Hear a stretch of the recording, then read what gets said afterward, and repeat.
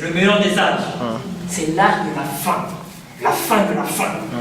Et Jésus dit, mieux vaut la fin d'une chose que son commencement. Mieux vaut la Odyssée que l'Éden. Mieux vaut la fin de la Odyssée que le début de la Odyssée. Que le pentecôtisme. Amen. Mieux vaut la fin que le commencement. Le commencement peut paraître bizarre. Ça ne compte pas. C'est la fin qui détermine toutes choses. Ça justifie les moyens. Et tu es à la fin. Nous sommes à la fin. Est-ce que vous réalisez cela? Maintenant, revenons un peu dans ce passage de Pierre. Nous avons compris comment est-ce que Jésus était influencé, n'est-ce pas? Alors Pierre va nous dire une chose. Il va nous parler de 3 éléments. Nous connaissons que c'est la statue d'un homme parfait, n'est-ce pas? Donc je vais faire une petite marche ici, comme ça. Avec 3 étapes. Il dit, vous devez joindre à la foi la vertu. D'accord?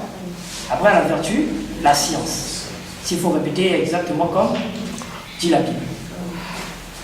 D'accord? Dans certaines versions de la Bible, vous allez voir la connaissance. N'est-ce pas? Et donc, il faut joindre à la fois la vertu, à la vertu, la science. Et nous savons que pour arriver là, d'abord, tu dois commencer par le baptême du Saint-Esprit. Tu dois arriver d'abord dans le Saint des Saints. Vous comprenez? C'est pour ça qu'aujourd'hui, je peux commencer ici. Parce que je sous-entends que nous sommes dans le Saint des Saints. Je peux maintenant commencer, non? Amen. Et donc, tu as à la fois la vertu et la science. N'est-ce pas? Mais c'est quoi la foi? Frère, voilà, nous en avons parlé tellement. C'est le super sens. Amen. C'est le 6e. C'est le plus important. Souvenez-vous de Hébreux 10, où Christ dit, mon juste vivra par la foi. Mon juste. Celui que moi je considère comme juste, il vit par la foi. Il ne vit pas de ses 5 sens physiques. Il ne vit pas de ses 5 sens spirituels, donc esprit. Mais il vit que de la foi. Parce que ceux qui viennent à Jésus, à Dieu, doivent d'abord croire qu'il existe. Ils doivent d'abord croire qu'il existe. Mon juste vivra par la foi. La foi, c'est un sens. Un sens, c'est un canal, n'est-ce pas? C'est un canal. Et Dieu traite avec nous seulement par la foi. Rien que par la foi, frère. Peu importe ce que tu peux penser. Peu importe ce que tu veux lire. Si tu veux voir Dieu rentrer de façon puissante dans ta vie, tu dois d'abord croire. Amen. Sans ça, c'est pour ça que on va dire, c'est le fondement même. Sans ça, tu n'y peux rien. C'est la voie par excellence. C'est le canal par excellence qu'on peut toucher Dieu. Qu'on peut emprunter pour sortir de l'histoire. Je voulais montrer avec les non-juifs, n'est-ce pas? C'est ce canal. Et cette fois-là, quand elle se fait entendre, Dieu est obligé de dire Amen. Dieu est obligé de dire Amen. Parce que la foi a parlé. Vous comprenez? La foi a parlé. Et frère, voilà, de notre prédication, on appelle même l'homme de la foi. Et tu fais la foi à un homme. Parce que c'est un homme. C'est la personne du Saint-Esprit. Bien. Amen. L'homme de la foi. Merci. Il parle. Il fait entendre une voix. Amen. Il fait entendre une voix, la foi. Et sa voix, quand tu le fais entendre, Dieu dit obligatoirement Amen. Amen. Peu importe ce que tu as. Nous allons le lire, vous allez voir. Amen. Amen. Jusque-là, nous sommes d'accord. Mais ce n'est pas tout. On dit à la foi, on doit joindre la vertu. À la foi, on doit joindre la vertu. Amen. Mais c'est quoi la vertu? Pour en connaître mieux, prenons le prophète. Vous êtes avec moi? Dans la statue d'un homme parfait. Frère Branham dit au paragraphe 125. Je commence par ce paragraphe. Suivez très attentivement parce que là, je suis en train de poser des bases. Frère Branham dit, alors, comment jugez-vous de cela? Si vous avez la connaissance chrétienne, avec votre vertu et votre foi, vous jugez si la parole est juste ou fausse. Avec votre vertu. Avec votre vertu. Et avec votre foi. Donc quand vous mêlez les deux, vous avez la capacité de juger. Ce qui est juste est faux. Vous pouvez mettre de côté tous vos credos et toute votre incrédulité et tout ce que vous prétendez avoir fait. Alors vous avez la connaissance. Est-ce que vous suivez? Amen. Avec votre vertu, avec votre foi, vous avez la capacité de juger. Avec la personne de la vertu, avec la personne de la foi, vous avez la capacité de juger. Et cette capacité de juger, Frère Branham dit, vous allez le lire plus bas, il dit, je préfère le lire, il dit, vous avez la connaissance pour croire que Dieu ne peut pas mentir, que toute la parole de l'homme soit tenue pour mensonge, mais la mienne pour vérité. Voyez-vous, maintenant vous obtenez la connaissance. C'est la connaissance suprême. Vous n'avez pas besoin d'avoir 4 diplômes universitaires ou quelque chose comme cela pour l'avoir, parce que toutes ces vertus sont données par Dieu pour les placer sur le fondement de votre foi, afin que vous puissiez atteindre la pleine statue véritable d'un homme du Dieu vivant. Amen. Oui, monsieur. Cette vertu-là, cette connaissance-là, ce n'est pas la connaissance des mathématiques, ce n'est pas la connaissance du diplôme, mais c'est la connaissance de Dieu. Connaître Dieu. Connaître Dieu. Si on prend dans l'autre mot, parce que je pense dans une autre version, je pense c'est Darwin, qui dit que la vertu, il dit le savoir. Et ce savoir-là, c'est ce qu'on appelle la science, n'est-ce pas? Hein? Les scientifiques, c'est ce qu'on appelle les savants. Ça vient du mot savoir. Et ce savoir-là, c'est savoir qui est Dieu. Connaître Dieu, la personne de Dieu. Vous comprenez? Parce qu'il y a une petite différence, une petite nuance qu'il y a entre croire en Dieu et croire Dieu. Vous comprenez? Quand vous croyez en Dieu, vous croyez en sa personne qui est capable de faire. Vous comprenez? Mais croire Dieu, c'est prendre Dieu au mot. Là, ça devient à votre niveau. Nous croyons en Dieu, il est le Tout-Puissant. Mais nous croyons Dieu quand nous voulons le voir entrer en scène.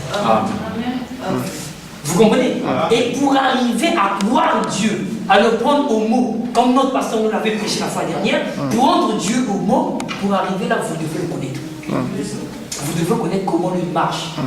Vous devez connaître cela. Vous comprenez? Mais cela vient comment? Frère Branham nous dit, ici, il vient par la vertu et la foi. C'est ce qui vous donne la connaissance. Est-ce que vous comprenez? La vertu et la foi, c'est ce qui vous donne la connaissance. Jusque-là, nous sommes d'accord? Maintenant, c'est quoi cette vertu-là? Frère Branham répond par lui-même. Au paragraphe 116 de cette même prédication. Frère Branham va dire ceci, suivez-moi très bien. Paragraphe 116. Il dit, de la statue de notre parfait, si la vertu est sortie de lui pour guérir la femme qui était malade, vous vous souvenez, celle que je viens de parler, il s'attend à avoir la même vertu dans son église. Parce qu'il était notre exemple.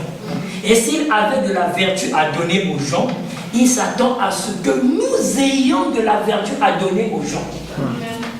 Amen. Et qu'est-ce que c'est la vertu? La vertu, c'est de la force, de la puissance. Amen. Qu'est-ce que la vertu? La vertu, c'est de la force, c'est de la puissance. Et c'est ce qui était sorti de Jésus pour guérir cette femme. Il fallait la puissance de guérison. Amen. Et donc, si nous étalons déjà ici, nous avons donc la foi, et nous mettons ici la vertu, et ici nous mettons la science.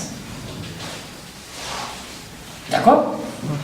Ici, par la foi, nous avons déjà dit que nous avons la voix. La vertu, on nous dit c'est une force. N'est-ce pas? Je mets ici la force. Ou la puissance. N'est-ce pas?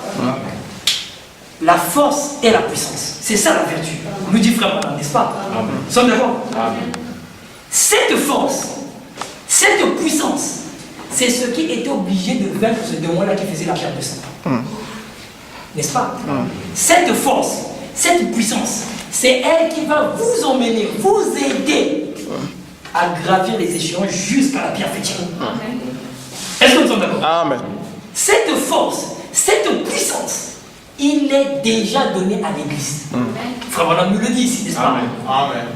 Mais comment, où obtient-on cette force et cette puissance? l'obtient d'où? Ça vient d'où? Nous avons une chanson qu'on a l'habitude de chanter. La force est dans le sang. Il y a force, merveilleuse force. Vous vous souvenez? La force est dans le sang. C'est pour ça qu'Apocalypse dit, ils l'ont vaincu par le sang de l'agneau. Est-ce que vous comprenez? C'est par le sang, c'est à la croix, c'est à Golgotha que cette force-là a été donnée à l'Église. Et la force d'un chrétien, la puissance d'un chrétien réside à la croix. Et hier, nous l'avons lu, Frère Branham l'a dit dans ce jour-là sur le calvaire. Il dit, ce jour-là, Jésus avait payé le prix. Il avait cloué le diable. Il avait achevé le diable. Il avait donné la victoire. Donc tout ce qui vient après, tout ce que nous avons à faire, c'est normalement que des formalités.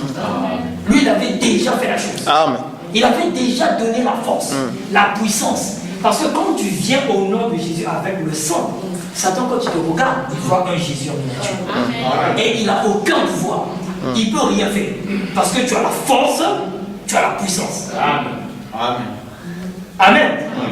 Tu as la force, tu as la puissance. Est-ce que nous sommes d'accord? Amen. Et donc cette force et cette puissance-là vient par le sang. Nous sommes d'accord? Et donc quand tu mêles, comme a dit Frère Branham, la foi à la vertu, ça te donne la connaissance de qui est Dieu. Quand tu mêles les deux. N'est-ce pas? Et donc si nous pouvons prendre maintenant par la manière que nous avons décortiqué, si tu mêles cette voie-là au sang, ça doit te donner le savoir. Si tu mêles cette voie-là, cette foi-là, dans le sang, ça doit te donner le savoir. Or que savoir, c'est pour cela qu'il y a une différence. Quand tu dis je crois et je sais, vous comprenez? Quand tu dis je sais, c'est-à-dire c'est plus qu'évident. Amen. Vous comprenez?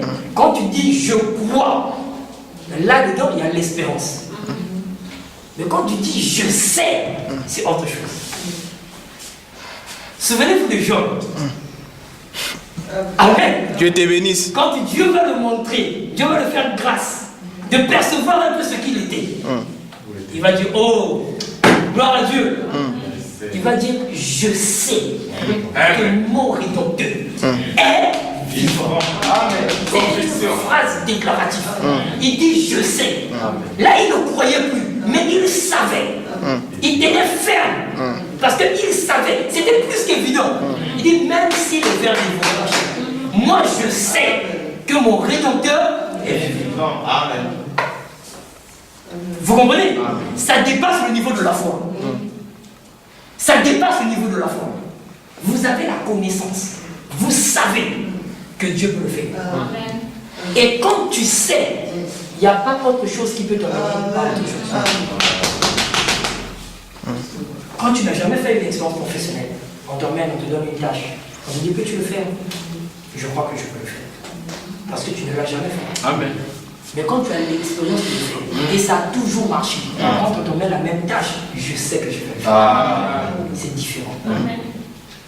Est-ce que vous comprenez? Amen. Paul avait le droit de dire je crois. Mais toi, tu n'as pas le droit de dire je crois. Amen. Toi, tu as le droit de dire je sais. Est-ce que vous comprenez? Amen. Parce que notre niveau, normalement, aujourd'hui, on devait être à côté de la pierre futile. L'amour fraternel. Commençons maintenant à changer notre langage. Amen. Commençons à changer notre langage. Amen. Le Fils de Dieu aujourd'hui, celui qui est la voix sous le sang aujourd'hui, dans ses déclarations, on doit avoir le mot je sais. Amen. Rendre Dieu évident. Plus qu'évident. C'est-à-dire, je suis malade. Un démon me dérange. Hier, ma pasteur nous a montré c'était quoi tous ces trucs. Il dit, la parole de Dieu a dit ceci. Donc, si je crois, je sais que je suis guéri. Amen. C'est terminé. Je sais que je suis guéri. Dès que tu déclares ça, je sais que je suis guéri. Je connais. Je peux démontrer ma guérison. Dieu est obligé de dire Amen. Amen. Est-ce que vous comprenez? Je vais être obligé de dire Amen. Je sais que j'ai ma guérison. Je sais, tu as un problème de tout genre. Tu prends la parole. Tu prends la parole. Disons d'abord cela, ça me vient à l'esprit. Amen. Amen. Regardez ce que Frère Branham va nous dire ici. Dans la prédication, Élie et le front de farine. Amen. Amen. Au paragraphe 108, Frère Branham nous dit, vous êtes peut-être malade. Cela ne vous fera aucun bien tant que vous ne satisfaites pas aux exigences de Dieu. Quelles sont les exigences de Dieu? Acte 2, 38. Vous comprenez?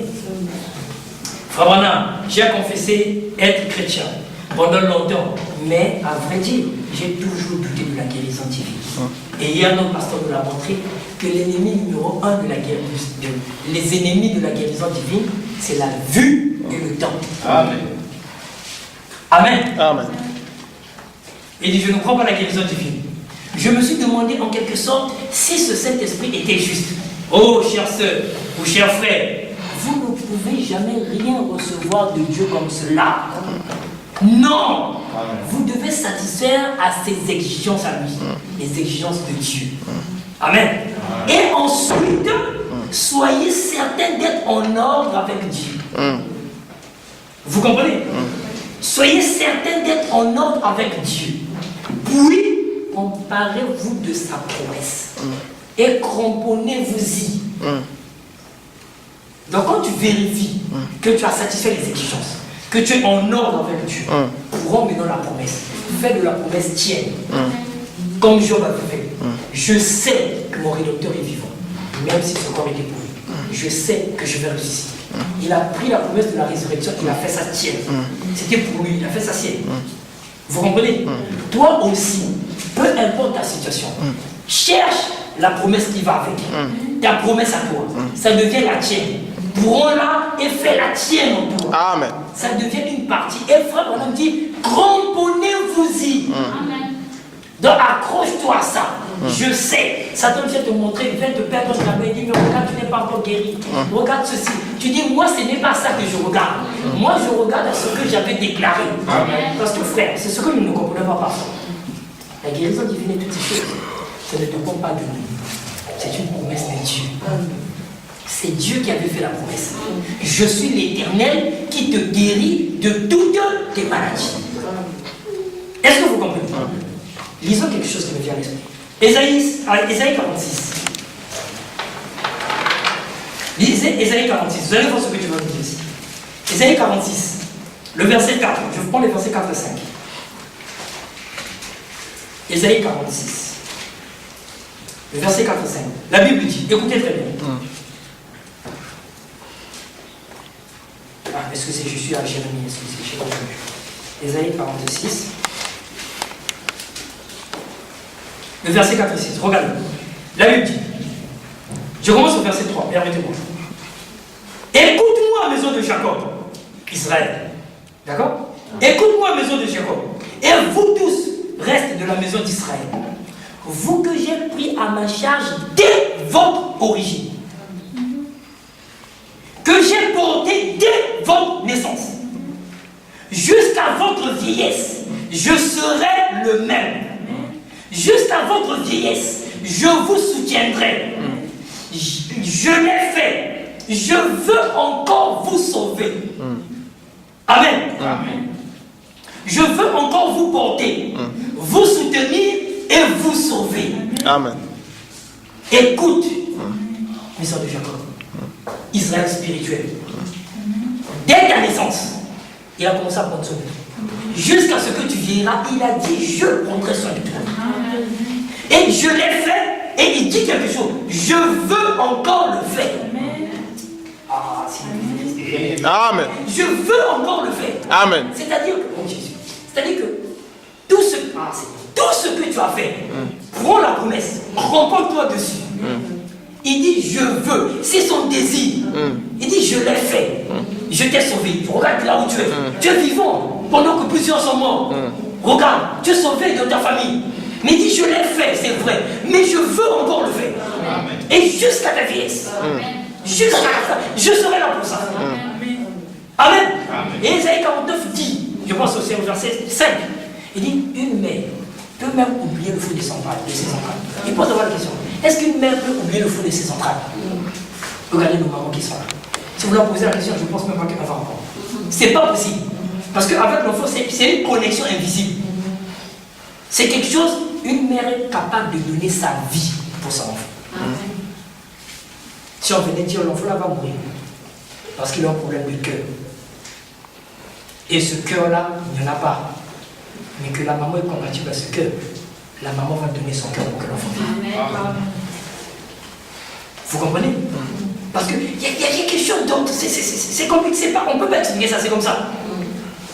Mais Dieu dit, même si elle peut oublier son fils, moi l'Éternel, je ne t'oublierai jamais. Amen. Moi je ne t'oublierai jamais.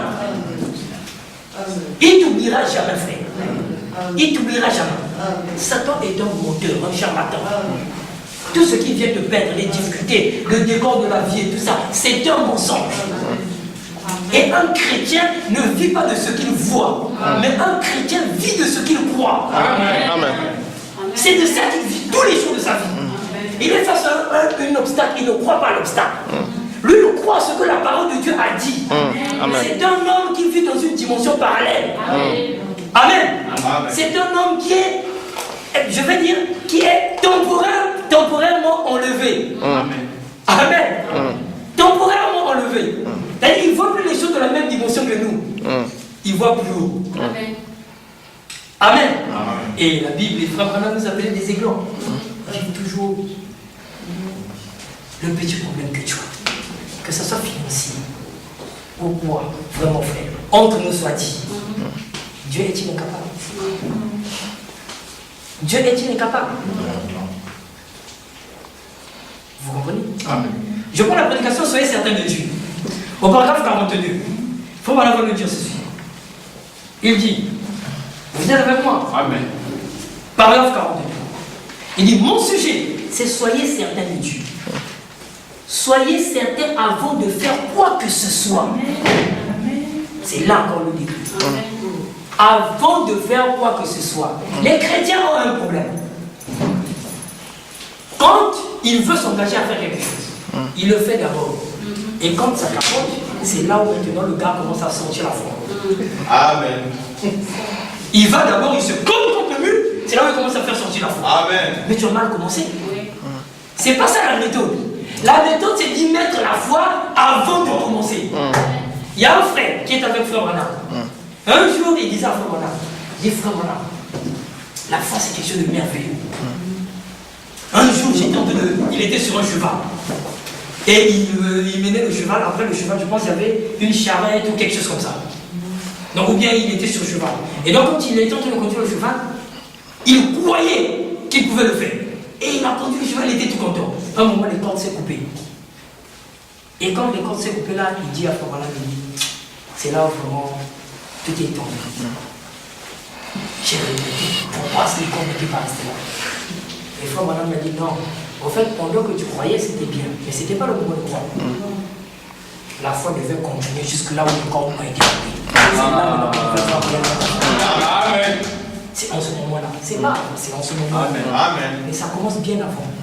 Il dit, tu as bien commencé. Mais la foi devait être plus vivante quand la situation de était là. Amen.